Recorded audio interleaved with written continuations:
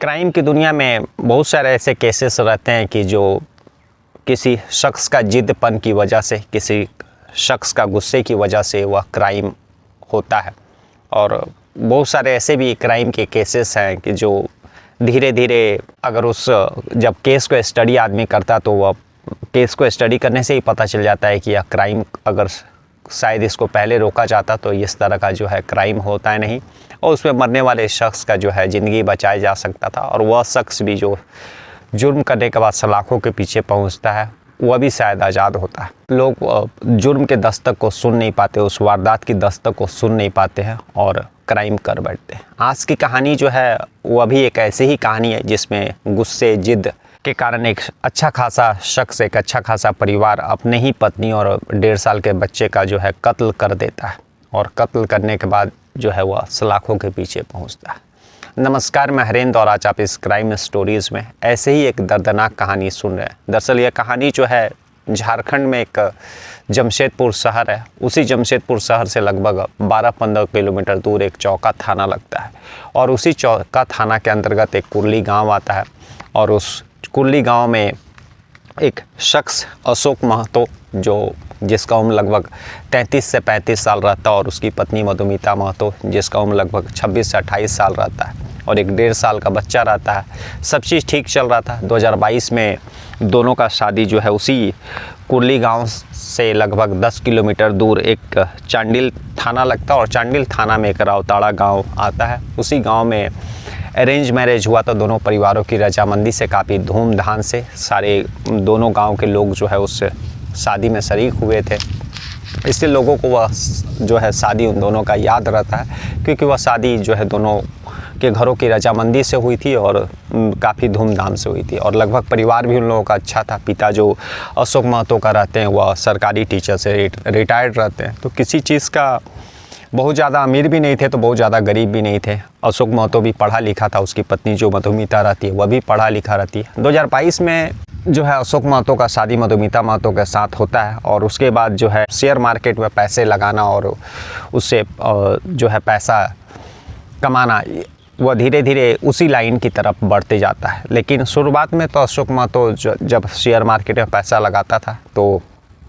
कुछ पैसा वह अर्न कर लेता था, लेकिन धीरे धीरे काफ़ी उसको शेयर मार्केट में घाटा होने लगा, और इसको लेकर के उसकी पत्नी जो मधुमिता रहती है वह काफ़ी दिनों से अपने अशोक महतो जो पति रहता है उसको यह शेयर मार्केट में पैसा इतना ज़्यादा लगाने के लिए मना करती है। और लेकिन अशोक महतो जो एक ज़िद्दी टाइप का एक इंसान रहता है, वो अपनी पत्नी के इस बातों को दरकिनार करके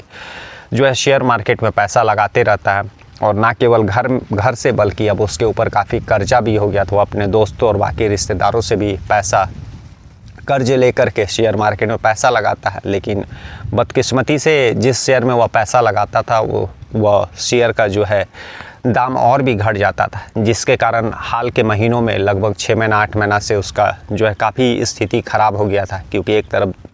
उसका जो है कर्ज बढ़ते जा रहा था, दूसरी तरफ जो है शेयर मार्केट में जो वह पैसा लगाया था वह लगातार नीचे गिर रहा था, जिसके कारण वह मानसिक दबाव में आ जाता है,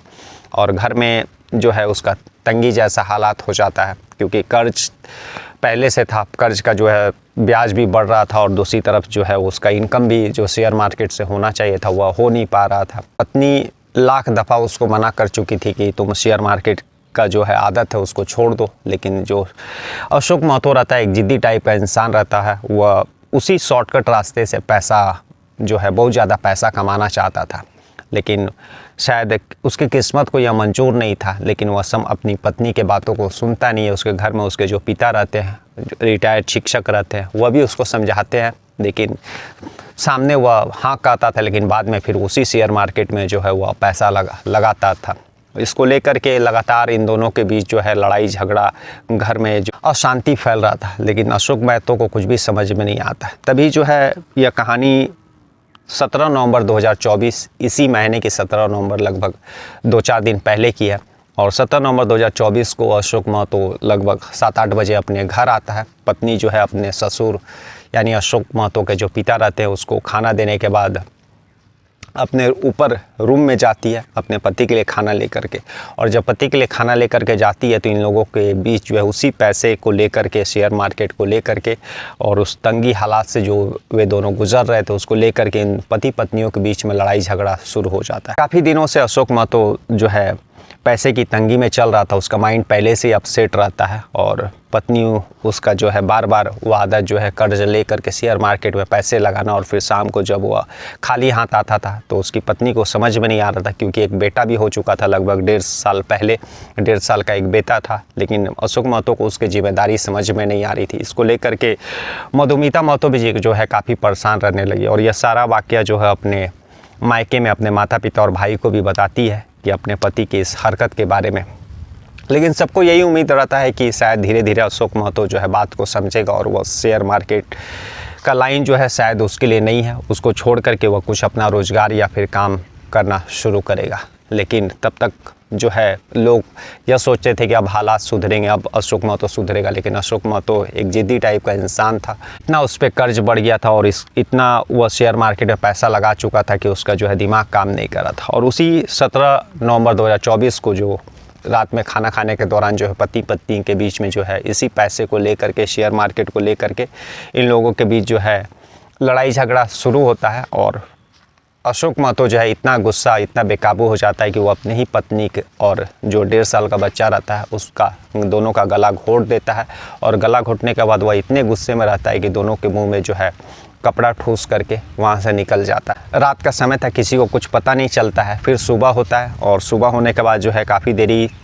तक, लगभग 8-9 बजे तक भी जब मधुमिता महतो अपने ऊपर रूम से नीचे नहीं आती है तो उसके ससुर सुबह सुबह, हर दिन का उसका रूटीन था कि वह अपने ससुर को चाय ला करके सुबह में देती थी। लेकिन उस दिन वो जब उनके ससुर को चाय नहीं मिला तो वह थोड़ा सा, उनको ऐसा लगा कि आज ऐसा क्या कारण है कि जो उनकी बहू जो है चाय नहीं ले। लेकिन फिर यह सोचे कि ठंडे का दिन है, शायद हो सकता है रात भर टीवी वगैरह देखे हुए लोग, इसलिए सुबह नींद जो है लेट से टूटा हो, नींद लेट से खुला हो। लेकिन तभी काफ़ी 9-10 बज जाता है तो ससुर जो उनके रहते हैं वह ऊपर कमरे में मधुमिता के जाते हैं जहाँ पर अशोक महतो और मधुमिता रहते थे, और जब दरवाज़ा खोलते हैं, दरवाज़ा खुला ही हुआ था, उसको जब हाथ देते हैं तो देखते हैं कि अंदर में दो मधुमिता महतो और उसका बेटा जो 1.5 साल का रहता, वो दोनों जो है बेड पर पड़ा हुआ और दोनों के मुंह में जो है कपड़े ठूसे हुए।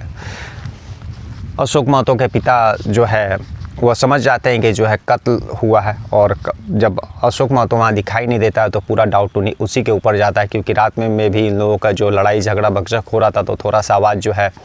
अशोक महतो के पिता के कानों तक जाता है। लेकिन यह डेली का आदत बन चुका था ये, इसलिए जो है अशोक महतो के पिता उस पर ध्यान नहीं दिए और वह जो है गहरी नींद में चल गए। फिर वह बाहर निकलने के बाद जो अपने परिचित रहते हैं और आस पड़ोस के लोग रहते हैं जो गाँव के, उनको बताते हैं इस बारे में, सारे लोग जुटते हैं और फिर इसी भीड़ में से एक शख्स जो है उसी चौका थाना को कॉल करता है, और चौका थाना को जैसे ही 2 लोगों का जो है एक घर में कत्ल का जानकारी मिलती है तो चौका थाना के जो थाना प्रभारी रहते हैं बजरंग महतो और साथ में SDPO जो अरविंद सिन्हा रहते हैं, ये दोनों मौका वारदात पर तुरंत पहुंचते हैं। मौका वारदात पर पहुंचने के बाद सारा वह मुआयना करते हैं, डेड बॉडी को कस्टडी में लेकर के पोस्टमार्टम के लिए भेज देते हैं। लेकिन साफ एकदम सुलझा हुआ केस था कि दोनों का कत्ल हो गया और जो है पति गायब है, तो और रात में जो है झगड़ा हुआ है, तो सीधा साधा केस था। और कस्टडी में लेकर के पोस्टमार्टम भेजने के बाद जो है पुलिस उसी अशोक महतो का जो है खोजने के लिए 2-3 टीमें बना देती है, और लगभग 48 घंटे के अंदर जो थाना प्रभारी चौका थाना के बजरंग महतो और SDPO अरविंद सिन्हा रहते हैं, ये दोनों का निरीक्षण में जो है 2-3 टीमें बनाई गई थी, और 48 घंटे के अंदर ही अशोक महतो को जमशेदपुर से ही लगभग 5-6 किलोमीटर का दूरी पर एक पाड्डी काली मंदिर आता है, और उसी पाड्डी काली मंदिर से जो है पुलिस उसको गिरफ्तार कर लेती है, क्योंकि अशोक महतो का सारा फ़ोन नंबर, बैंक अकाउंट जो है पुलिस जो है पहले ही सर्विलांस पर डाल दी। इसी के कारण जो है अशोक महतो जब घर छोड़ करके 17 नवंबर 2024 की रात को निकला था, और उसके बाद जैसे ही वह उसके पास पैसे कम होने पड़े तो वह ATM से पैसे जब निकालता है जमशेदपुर के ही एक SBI ब्रांच से, तो पुलिस को जो है उसका जो अकाउंट नंबर पहले ही सर्विलांस में था वह जानकारी मिल जाती है। तुरंत जो है पुलिस की टीम जो है उस पाड्डी काली मंदिर के पास पहुंचती है, उस ATM के पास, और जो है अशोक महतो को धर दबोचती है। पुलिस उसको गिरफ्तार करके फिर वही पूछताछ करती है। अशोक महतो जो है आसानी से अपना जुर्म कबूल कर लेता है, क्योंकि उसके चेहरे पर उसको ऊपर उसके दिलो दिमाग में जो है पछतावा का जो है लकीरें दिख रहा था, क्योंकि वह एक क्रिमिनल नहीं था, पढ़ा लिखा इंसान था, लेकिन गुस्से और अपने जिद के कारण, वो अपनी आदतों के कारण जो है उस रात को अपने गुस्से बेकाबू हो गया और फिर जो है वह अपने पत्नी और 1.5 साल के बेटे का कत्ल कर दिया। और पुलिस के सामने बाकायदा उसने कबूल भी किया कि उसने जो है अपने आर्थिक तंगी हालात और जो घर में पति पत्नी के बीच जो कलह चल रहा था पैसे को लेकर के, उसी के कारण जो है वह अपने पत्नी और 1.5 साल के बेटे का कत्ल कर देता है। तो आज की कहानी यही थी, जो एक अच्छा खासा परिवार, खुद जो है कातिल के पिता जो है रिटायर्ड शिक्षक, कातिल खुद पढ़ा लिखा, उसकी पत्नी जो है पढ़ी लिखी, लगभग दोनों का उम्र भी 32-34 और 28-30 के बीच में, लेकिन एक अशोक महतो का एक जिद, शेयर मार्केट में ही पैसे बार बार लगाना और बार बार हारना। शायद अशोक महतो अपनी पत्नी का बात मान लेता, शायद अशोक महतो अपने पिता का बात मान लेता और शेयर मार्केट से शायद वह कुछ दिनों के लिए हट जाता, जब तक कि उसके हालात नहीं सुधरते। तो उसके हाथों यह क्राइम होता नहीं। आज उसकी पत्नी और 1.5 साल का जो एक मासूम, जिसका इससे कोई भी लेना देना नहीं था, कोई भी उसका गुनाह नहीं था, उसने भी इसका कत्ल कर दिया और उसका भी कत्ल का दोषी हो गया। तो शायद आज वो दोनों जिंदा रहते और अशोक महतो का जो है 2 कत्ल का मुकदमा उसके ऊपर चलेगा और सलाखों के पीछे लगभग पता नहीं कितने दिनों तक वह रहेगा। तो शायद आज भी वह आज़ाद रहता और एक खुशहाल जीवन जी रहा रहता। तो आज की कहानी का उद्देश्य किसी को ठेस पहुंचाना या किसी को दुख पहुंचाना नहीं है, बस कि आज की कहानी सुधारने का उद्देश्य ये है कि जब कभी भी जुर्म, जब कभी भी क्राइम होता है तो हमेशा ही दस्तक देती है। इसमें भी जो है मधुमिता और जो उसके बच्चे थे, मधुमिता को काफ़ी दिनों से दस्तक मिल रहा था कि जो है अशोक महतो अब उसकी बात को समझ नहीं रहा। शायद वो अपने पेरेंट्स और अशोक महतो के पेरेंट्स को बुला करके अगर अशोक महतो को समझाने का कोशिश करती तो शायद अशोक महतो अब उस बात को समझता और शेयर मार्केट का जो रास्ता उसने चुना था, इतने कर्ज जाने के बावजूद भी, शायद वह उस रास्ते को छोड़ करके कुछ दूसरा रास्ता अपनाता और दूसरे रास्ते में कोशिश करता और कम से कम वह कातिल तो नहीं बनता। कल हम लोग फिर ऐसी किसी कहानी के साथ मिलेंगे, तब तक के लिए नमस्कार, जय हिंद, जय भारत।